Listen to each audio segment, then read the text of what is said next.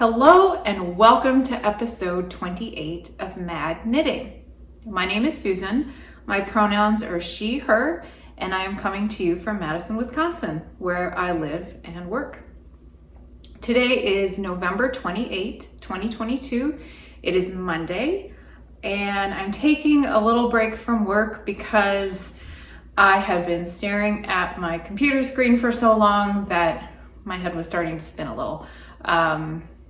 That's just how it is sometimes, the first day back after a break. We had Thursday and Friday off, and it was really nice to have a few days extra, not to have work obligations. We didn't go anywhere for Thanksgiving or host anyone, so it was really quiet, but it also just kind of makes it harder to get back into the game when you do go back to work. And I have to admit, I'm feeling really stressed today. I think I just have a lot on my plate. I have several deadlines coming up. I have a couple of gigs coming down the pike, and all of this is stuff that I am used to and that I can handle, but for some reason, it's just sort of coming all at once. And I think that might be related to the fact that the holiday season has officially started now that we're just past Thanksgiving, and we're planning to travel later in December. And I don't know, it's just, do you ever have those nights where you wake up in the middle of the night and you can't get back to sleep because you just keep thinking of more things that are on your mind that you have to do or that are bothering you about the world? It was, it's been kind of an existential time for me. However, what I would like to do right now is talk to you about the things that I am knitting and maybe a few plans I have down the road. I will start by describing what I'm wearing. I don't think I've worn this on any of my videos yet. This is called Clapton. It is a sweater designed by Isabell Kraemer. And it's called Clapton because the color work motif around the top here is supposed to look like little guitars. And I think she named it after Eric Clapton, the musician.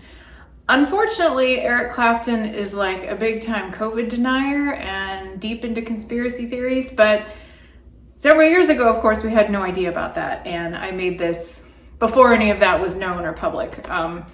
I just really liked the design, especially since there's this music connection and I have a lot of music in my background and in my life.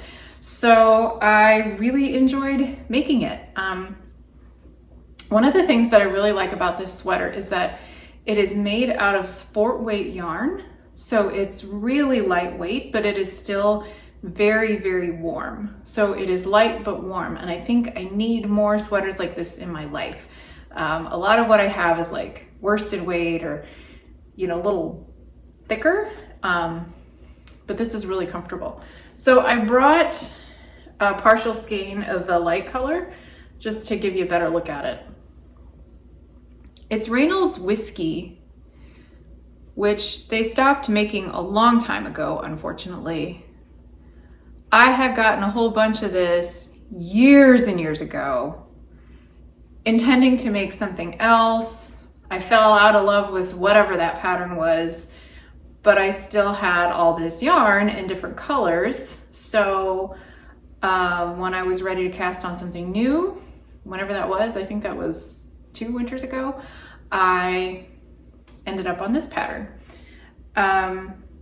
So it uses 3 colors. I've got this dark brown, this,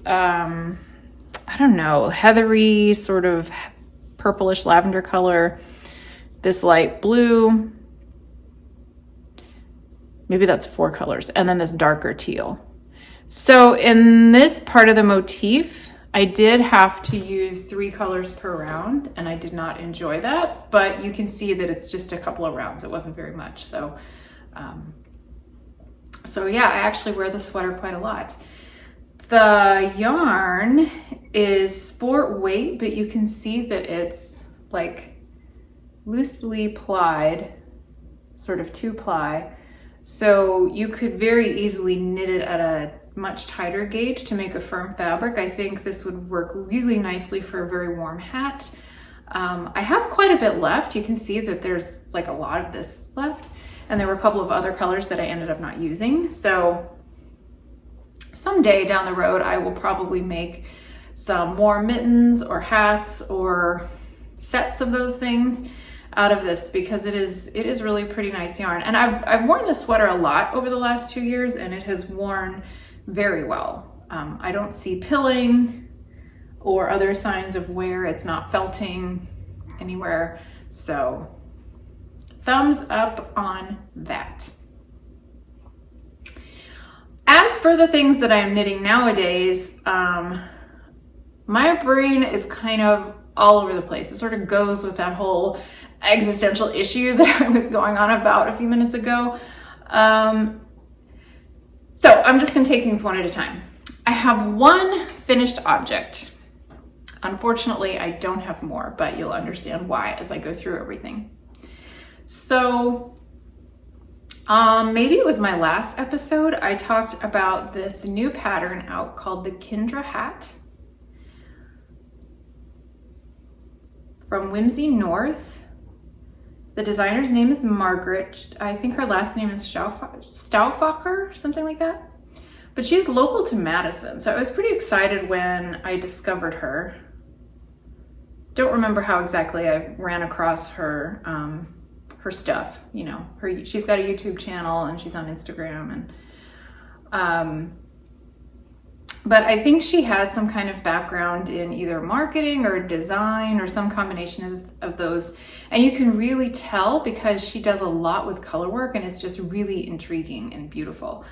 So this hat design has this really cool color work pattern that looks like, I think it looks like stars in medallions.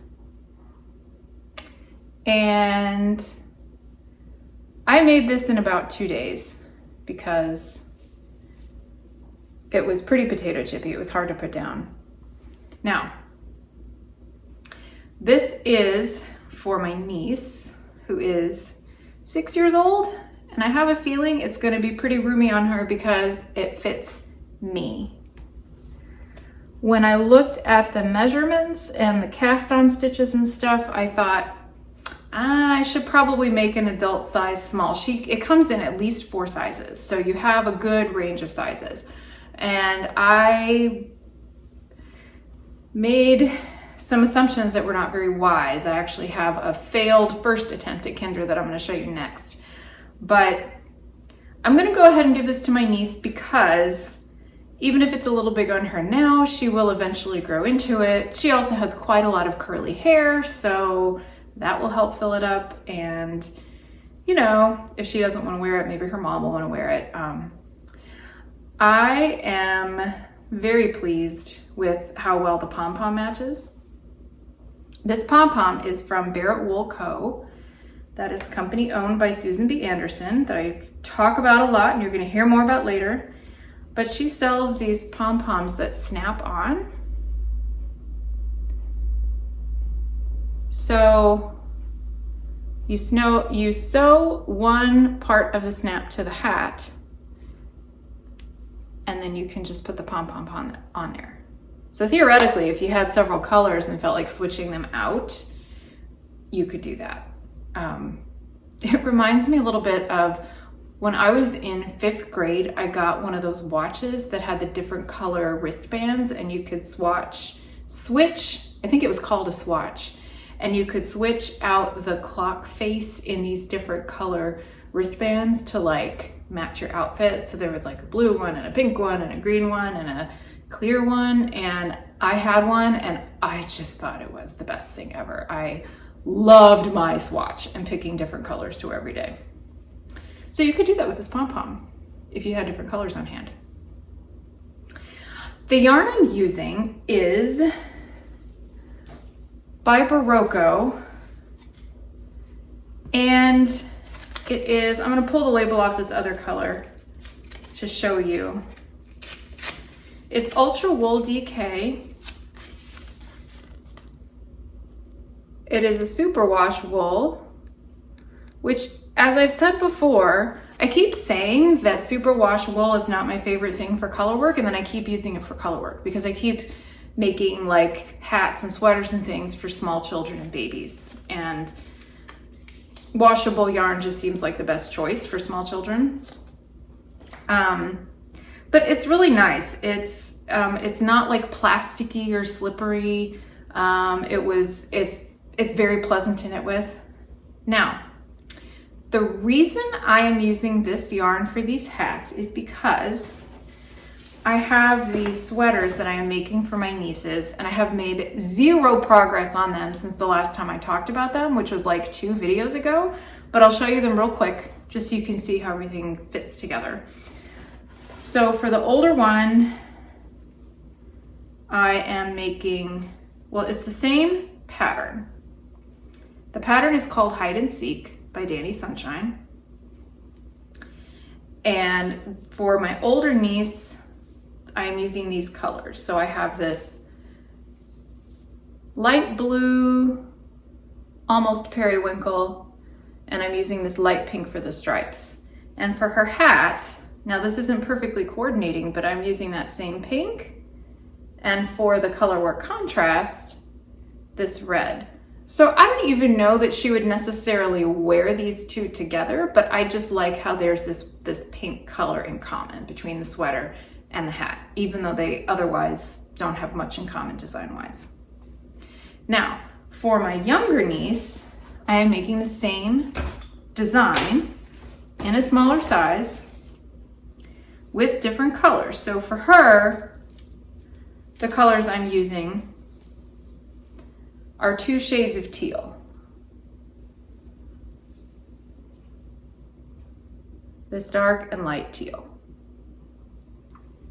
And I thought that this extra skein of the red yarn, which when I went shopping for the yarn, which I got at the Sow's Ear a couple of months ago, that's a local yarn shop and cafe. And they had, I think they're not selling this anymore, so they had a whole bunch of this ultra wool DK in bins on clearance. And I bought the colors for the sweaters, and when I was picking out the contrast colors, I couldn't decide if I wanted to use the light pink and the light teal for both, or if I wanted to use this bright red. And I bought the bright red just because it's a beautiful red color. And this is the hat that I started for my younger niece before abandoning it, which I'm gonna explain in a minute. But this is the set that would be for her. So here's the sweater out of dark teal and light teal. Here's the hat out of that lighter teal and red. Now, let me tell you all the ways that I messed up this hat. This was the first one, and I didn't rip it out because I thought, oh, I should show it on the video. Plus, I don't know, I just didn't feel like ripping it out yet.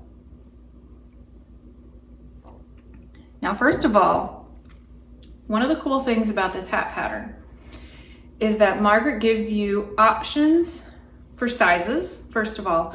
And also, one of the cool features about it is that there's this fold up hem. So you cast on for the hat and you go for a little while, and you can either do a plain color brim, or you can start the color work after just a couple of inches so that the color work will go into this part that folds up. It'll go closer to the bottom of the brim. And originally that's what I was thinking I would do for this first hat, except that I thought I knew better than what the pattern said. And I thought, oh, you know, I'm familiar with a hem that you fold under where you do a row of purl to help with that turning under part. So I'll just add that in. I thought, no big deal, I'll just add that in. Well, I did. And I don't know, I didn't love it as much as I thought I would. Plus, the issue with doing that purl row is that when you catch cast on edge in your stitches, which she gives you instructions to do. So for this one, before you even start the color work, you cast on the number of stitches, you do a chunk about this tall, and then you knit the cast on edge in with your regular row so that it's all, the hem's all done. It's taken care of. You don't have to sew it in later, whatever. So I thought that would be fine with the purl bump, except that when you have this hard line where that hem flips under, you have to be on exactly the right row to catch these cast on stitches in. Otherwise, it's going to do a funny bubble. So if I hadn't gotten far enough, it would have like poofed out underneath. I don't know if I'm making any sense. And if I'd gotten too far, it would pull up funny. The point is, there's like no room for forgiveness if you have this turning row. If I did not have the turning row, if I had just had plain stockinette all the way, there would have been a little bit of give, because then you just sort of block it out to wherever, to how the hat hem will be the flattest. I don't know if that made any sense. But anyway, that was mistake number one. When I realized how difficult it was going to be to get that length to match exactly, I thought, oh, I'll just stitch it up later. Like, that's kind of a pain, but I can do that. Then as I was going along, I realized like this hat is actually, so again, I cast on the adult size small, thinking that that would be the appropriate size for a small child, thinking that my hat was ending up tighter than it actually was. Now, my younger niece is 4 years old, and I don't know exactly how big her head is, but it's probably significantly smaller than an adult size small hat. So I was having doubts about the hem, I was having doubts about the size, and I thought, okay, I'm just gonna stop this where it is, pull it off the needle, set it aside, and finish this one. So sure enough, this one's done. I love it, it's cute. It's gonna be a little bit big for a 6-year-old, fine, whatever. But I definitely don't wanna make one the exact same size for an even younger child. So when I am actually ready to redo this, I will rip it all out and I will just cast on for the next smaller size, which is like a child's large or child's regular, I'm not sure. But anyway, I need to do the next smaller size. And I will do the hem as instructed because I really do think it looks better the way she tells you. So this is in time out for right now, but it will get done soon because I definitely want to be able to give both nieces a sweater and a hat for Christmas. And I do get to see them over the Christmas holiday. So that is a priority coming up. Okay. Now, as far as works in progress go, I also have a couple of 1x1 ribbed beanies that I thought might be done by now, but aren't. So I will just mention them very quickly because there isn't much to say about them. The first one you've seen. This is using Knitpicks Stroll Tweed in the color Wellies, which is a dark, dark charcoal. It is almost black, and the tweed flecks are really prominent. They're like cream and tan and brown. So I'm getting far enough along, I'm just about ready to do the crown shaping. And with these, I like to make them long enough so that you can fold up the brim if you want. And the hat itself is really stretchy. So I usually have to like try it on and just to make sure the length is right. Although I've made several of these. If you've been watching my channel for a while, you'll have seen a few of these along the way over the last several months. And you could see that if you remember those, that I have them on hand so I can kind of use them for comparison in terms of size. So this is a Christmas gift for someone. And it's close to done, excuse me, and it shouldn't take too much. It's just another couple of Zoom meetings probably, which I had a lot of them a couple of weeks ago, fewer coming up, thank goodness, but it won't take much to finish this one. And I think this is still my first skein of Stroll Tweed. These are 50 grams, fingering weight, I think about 230 yards. So I should be able to get the entire hat out of the rest of this one skein. So that's good. I started this on a hike, I don't know, sometime in October. And that was really fun. So I have not since gone hiking and tried to knit at the same time, but that doesn't mean I won't. That was coming along so well that I started another one for someone else. Again, this is Stroll Tweed. I think they use the same tweedy chunks, and some of them really are pretty chunky, in every color, no matter what the main color of the yarn is. This, I actually have the label on this one still. This is the color Lapis, which is a really beautiful bright blue with just a hint of, it's not quite royal blue, it's like leaning just slightly purple, but I think it's really lovely. And I have somebody in mind to give this to as well. So I'm not quite as far along lengthwise with this one as I am with the charcoal colored one, but again, this is just a couple of Zoom meetings away from being finished. So those are two things in progress for the holidays. Now, the reason that I have not gotten any progress done on the rest of my works in progress, which I have a lot of them and it's a little bit overwhelming. But anyway, the reason is that I have been completely consumed with knitting this sweater for my daughter, which I introduced last time, but I had just gotten started on it and I have made loads of progress since then. So I'm going to fortify myself with a drink of tea and then show you.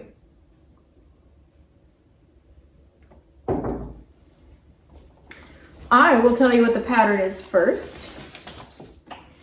And it's like 20 pages printed out.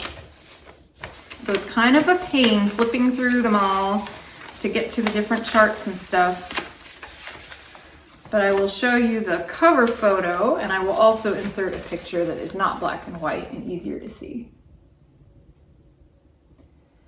But it's called Awen, I guess is how you say it. It's by Babin.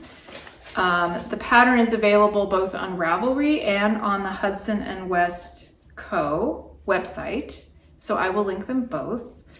Side note, I include links to everything that I possibly can in the description box below this video. I have a whole list of Ravelry links, and anything I can find on sites outside of Ravelry, I list separately. I know that not everybody can use Ravelry because of accessibility issues, and it's really unfortunate that they haven't fixed it. It's also unfortunate that there's not another equivalent database and pattern source out there. So fortunately I can still use it, but I think it really sucks that not everybody can. So whenever I can find outside links, I include those as well.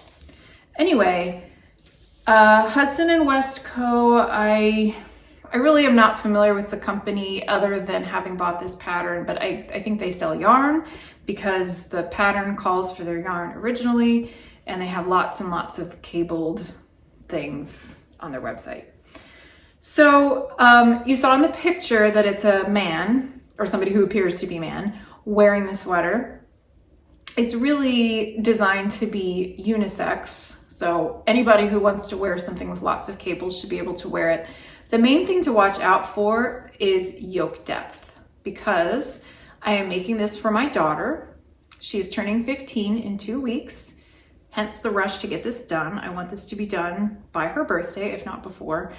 And she is not built like a full-grown man. She is built like a teenage girl. So she doesn't have big, broad shoulders. She doesn't need that like 11 inches of yoke depth or whatever. So the main thing I've done to compensate for that is just do the decreases faster going up the raglan. So this pattern calls for knitting all of the pieces separately and then sewing them together. Now, I have to tell you, that is how I learned to knit, like a million years ago. Not a million years ago, more than 30 years ago. I was about 8 or 9 when I took a 4-H class in knitting that my mom taught. And back then in the 80s, every pattern you could find, even color work, inexplicably, was written in pieces. So you do each piece at a time, knitting them back and forth, and then you'd sew it all up. So for cables, I actually think that makes sense a lot of the times because, like, here's one of the sleeves. I have finished both sleeves and the back, by the way. And I'm a little worried the sleeve's gonna be too long. But look at how dense the fabric is. There's a basket weave stitch going along both sides. There's this sort of braided cable here, and this bigger, more involved cable in the middle, and this is just the sleeve. So if this was all, basically what I'm saying is when you're creating a fabric that dense, when you have seams, that really helps add some structure and stability to the garment. It's not always necessary, but it really doesn't hurt. The other thing is that when you're keeping track of all those cables, if you're knitting in the round, sometimes it's hard to tell exactly like where the stitches cross. It can be hard to tell how many rows you've gone beyond that cable cross and when it's time to do the next one. And when you're going back and forth, it's much easier to keep track because you know when you're on the right side or the wrong side. So I have 2 sleeves and the back. Here is the back. Y'all, the reason I flew through this so quickly was partly because it was a holiday weekend and we weren't hosting or anything, so I had a lot of time, finally. And also because I love knitting cables. I know that I've done a lot of color work lately and I keep coming back to that, but honestly, complex cable patterns that you can really sink your teeth into, and you follow the chart and you find the rhythm, and it's a little bit like solving a puzzle. I really dig that. So I'm motivated because it's for my daughter and I want it done soon. And I just really enjoyed working with this pattern. The yarn is also really fabulous. This is Barrett Wool Co. home worsted. Same place where I ordered the pom-pom that's on that pink and red hat. Barrett Wool Co., which I've talked about before in this channel before, is owned by Susan B. Anderson and her son. She is local to Madison. So the company is based out of here, but you have to order everything online and have it shipped. But all of their wool is produced in North America. They have a couple of lines that are specific to Wisconsin. I don't think this is a Wisconsin wool, but it is North American. And it's lovely. This is actually the second sweater that I have made out of home worsted for my daughter. And I still had to swatch because, gauge with cable textured patterns is much different than gauge with plain stockinette. Anyway, I had some issues. I knit this whole back so quickly that I was like halfway up this yoke section on Saturday morning when I looked down and realized that I had miscrossed a cable like way down here. I mean, it was at least 12 inches down. And that stopped me in my tracks because I couldn't let it go. It was one of these smaller braid cables and it almost wasn't noticeable. But I knew that if I did not fix it, it would bug me. So for about 5 minutes, I sat there staring at this piece of knitting and trying to decide if I was going to A, leave it, not really an option, but I was considering it briefly. B, rip all the way back, all of that work, it was like 2 days worth of work, to the mistake. Or C, ladder down the stitches just for that cable and fix them, fix them coming back up. So I did the third option, and I made a little bit of a video as I was doing it and a couple of other clips, so I will insert those here. Here's a little impromptu tutorial on fixing a cable that you've miscrossed without actually having to rip all the way back. And I noticed this morning that something was not quite right with the small cable here. And when I looked back, I realized I had made a mistake all the way back here. So you can see it looks like a braid. So you alternate which way the crossings go, and I accidentally did 2 in a row. So even though it's not very noticeable, I think especially because there's bigger cable action happening around it, I have perfectionist tendencies, and I don't think I can let this go, especially since this is a knit for somebody else. So what I'm going to attempt to do here is unravel the stitches just for this cable all the way back down to where the mistake is and fix it. If it doesn't work, I'll have to frog, but it's worth trying first. So the first thing I do is take the stitches off the needle just for this cable, which is 6 stitches wide. And I'm gonna have to pull it out all the way down. I really wish I had noticed this mistake yesterday. One of the challenges when you do this is to make sure that you keep your yarn rows in the right order when you're knitting it back up. Man. So while I'm doing this, I'm going to talk about the yarn and how much I like this yarn. This is Barrett Wool Co. Home worsted. I think there's 230 yards per skein. I've used it before, actually, for a sweater for my daughter I made maybe 2 years ago. And I actually had to knit a swatch in this because the gauge was given in the pattern stitch, in this basket weave pattern stitch. And I had to test it out on a couple different needle sizes to make sure it was going to work out. But this yarn's pretty versatile. The first sweater I made for her was color work, plain stockinette plus some color work, and I used size 7 needles for most of it. This sweater I'm using size 8s, which is good because cables make for a really dense fabric. So if you're using a bit bigger needle, I think it helps keep it from being too stiff and armor-like. Once you've got all the cables done, boy, this is gonna be interesting, y'all. We're gonna see how well it works. I've got a ways to go here. And don't worry, I won't film the entire process of laddering all the way back up, but I will show you how I'm doing it to get started. Okay, so gotta get down to the mistake, which was here.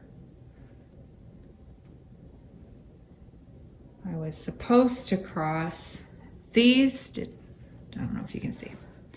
I was supposed to cross these 4 stitches, not these 4. So my tools here are a couple of double pointed needles and a crochet hook.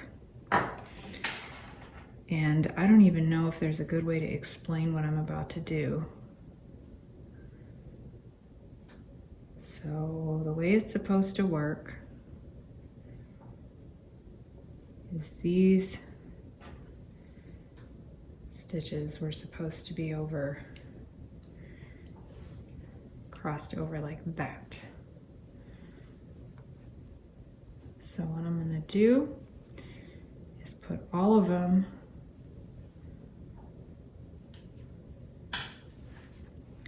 I'm just slipping them on the needle. They're not worked yet.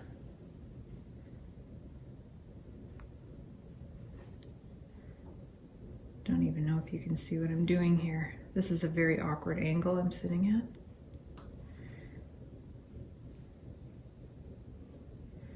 at. Okay, so that's what it's supposed to be like. And then what I'll do is take the crochet hook, make sure I've got the yarn from the next row ready. And I will work the stitches. Can you see what I'm doing? No. In order.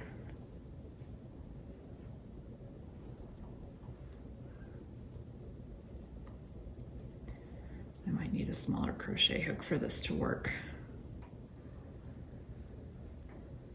because it's tighter where you've crossed them. Yeah, I need to go get a smaller crochet hook. Okay, smaller hook will be easier to maneuver through these stitches. I hope. Okay, so it looks like this one's twisted too. So I'm just make sure I got the right yarn, pulling it through. So it's like a knit stitch. It is a knit stitch.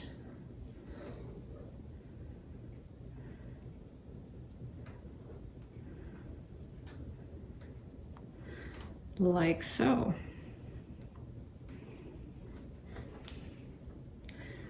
Okay, so you can see now that cable crossing is correct.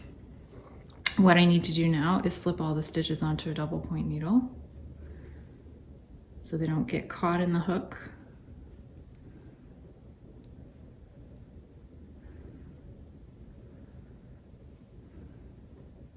Okay, and I know that when you're knitting back and forth on the return row, you don't cross the cable. So I will just, for this next one, I grab the yarn from the next row,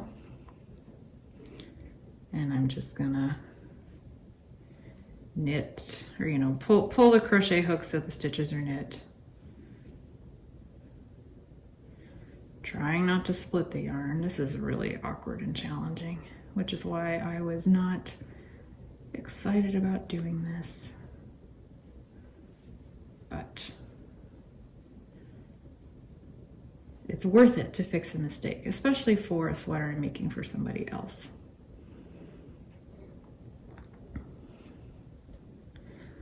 Okay, so next I need to do a cable crossing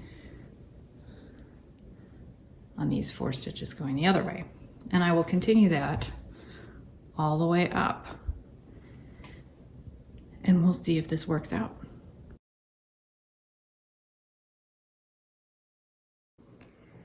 I am proud to say I fixed this. Took about an hour, so that wasn't a very fun hour, but it was a lot better than ripping all the way back and reknitting. It's weird how the color changes when I put my hand in here. Anyway, so this is the part that I redid. I think it was starting about there. And if you look real close, you can see that the stitches on the edge are a little bit loose. It was hard to keep the tension even as I was using the crochet hook and the DPNs.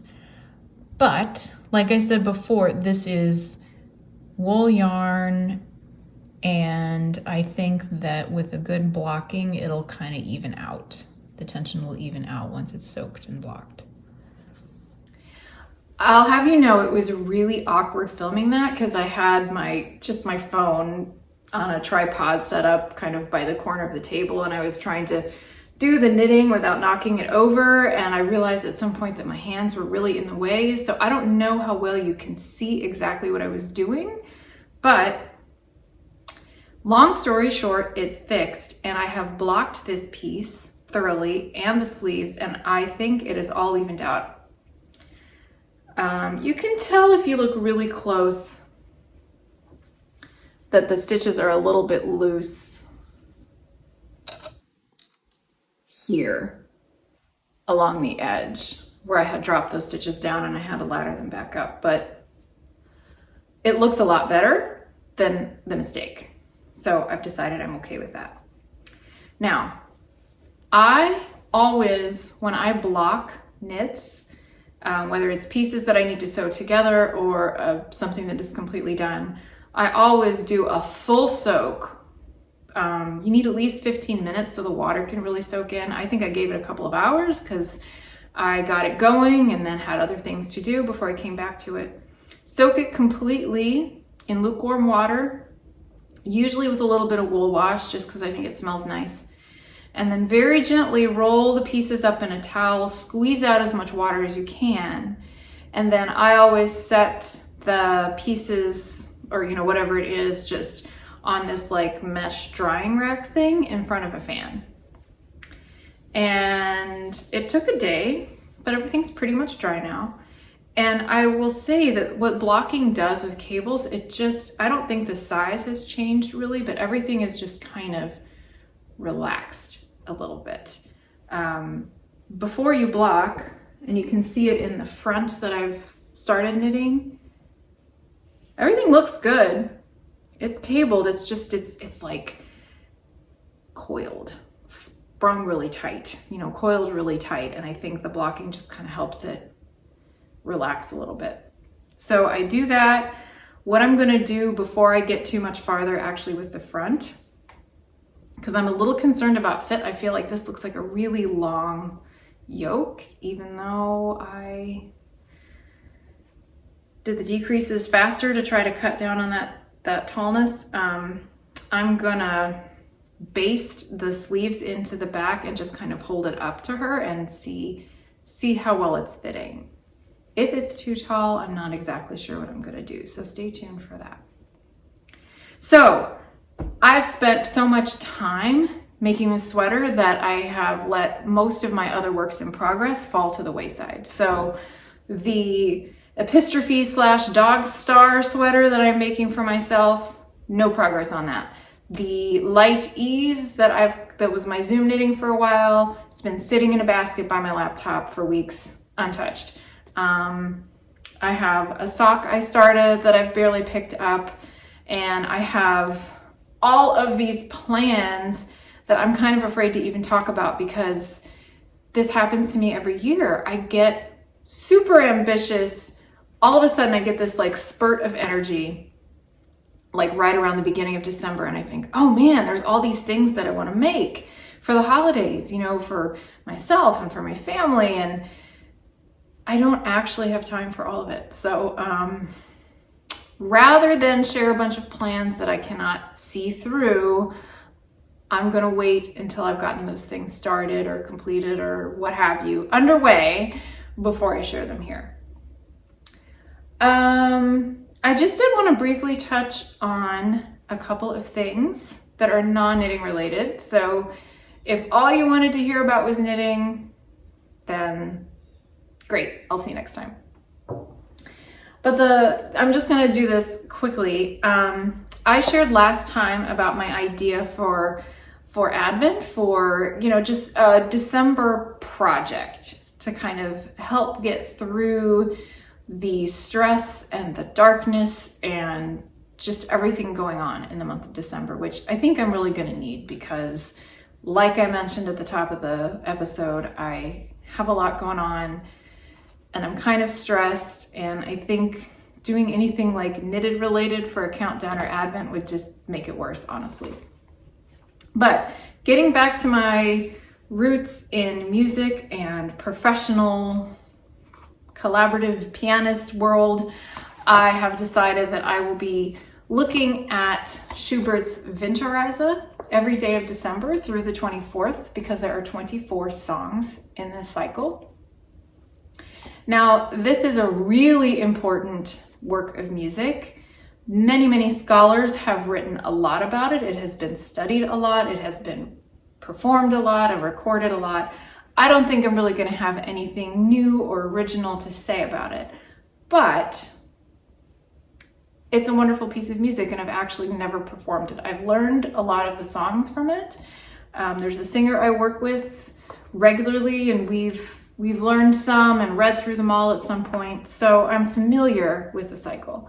So my plan is starting December 1st, I'm going to take a song a day and just find something to say about it. Either about the poem or about the music itself, or a recording that I really like, or just whatever comes to mind. I'm just going to do some kind of short reflection, and I will be posting a picture every day to go along with that, because I'm going to do this on Instagram, and of course Instagram is all about the pictures. So one of the cool things that happened is a couple of weeks ago, it was like we had 3 days of winter. We had, I don't know, like 3 inches of snow, and then it got cold enough that it didn't melt right away. It's all gone now, but for those snowy days, it felt very holiday spirit-like. It felt like winter. I was outside walking and running a lot, and I've been collecting photos with this in mind. I don't really have a plan yet, but I'm starting to collect images that I can use as I work through this cycle. There's a lot of nature imagery in here that's very typical of German Romantic music. So there's a lot of symbolism having to do with crows. There's a lot of snow and ice, a lot of darkness, nighttime, moonlight kind of thing. I've talked about in the last episode that the basic story is it's told from the perspective of a man who's just ended, maybe not by choice, a romantic relationship, and he's very upset about it, and he doesn't ever really get over it. He just wanders through the woods in the winter until he dies. So it's a big downer, honestly, but it's an incredible piece of music, and there's a lot to find in it. So I'm looking forward to digging in just a little bit deeper next month. And by the time I do a recording next, I will be into that project, and maybe I'll have more to share about it then. The last thing I want to talk about is a book I just read, and I just wanted to share because it is so good. This is called Demon Copperfield by Barbara Kingsolver. No, Demon Copperhead by Barbara Kingsolver. Barbara Kingsolver is one of my favorite authors, hands down. I have read everything she's written, all of the books she has written, even the nonfiction ones. She is a Kentucky author by birth, so that is close to my heart because I grew up in Kentucky. And this whole story takes place in Appalachia. It actually takes place in Virginia, not Kentucky, but the main character is this kid who, it will break your heart into a million pieces. It's so sad, but it takes place mostly in like the 90s and early 2000s. And it's about this kid who grows up sort of at the cusp of when the opioid crisis hit that part of the country. So it's about institutional poverty, foster care, just all these ways that our society is failing rural people and people in poverty. All that said, it is hopeful at the end, and she has a way of drawing you in and telling you a story where you just want to know what happens next. You find yourself feeling incredibly sympathetic to the characters, and you want better things to happen to them. And it was just good. You can see it's on Oprah's book list. I think it's probably a bestseller. It's getting all kinds of rave reviews, and they are well deserved. Now, since I finished it, before I started it, I learned that she was inspired by the work of Charles Dickens. And in fact, Demon Copperhead is loosely based on David Copperfield, which is why I got the title mixed up. And I have not read Dickens since high school. I had to read several of his novels, and at the time I hated it and I thought they were boring and I didn't like them, but I'm older and wiser now, and I'm starting to think I might give it another shot. So when I have the chance, I'm gonna make a trip to the library and see if they have David Copperfield. I know that's a big one, but since there are all these parallels with that book and this one, that's what I want to read. I also might read A Christmas Carol just because it's the holiday season, but we will see. We will see what I actually get read, but I highly recommend that book by Barbara Kingsolver. Okay, I have been talking long enough, and I feel like if I keep going, I'm just going to start blathering incoherently. So I'm going to call that it for today. Thank you for joining me, and I will see you next time. Bye-bye.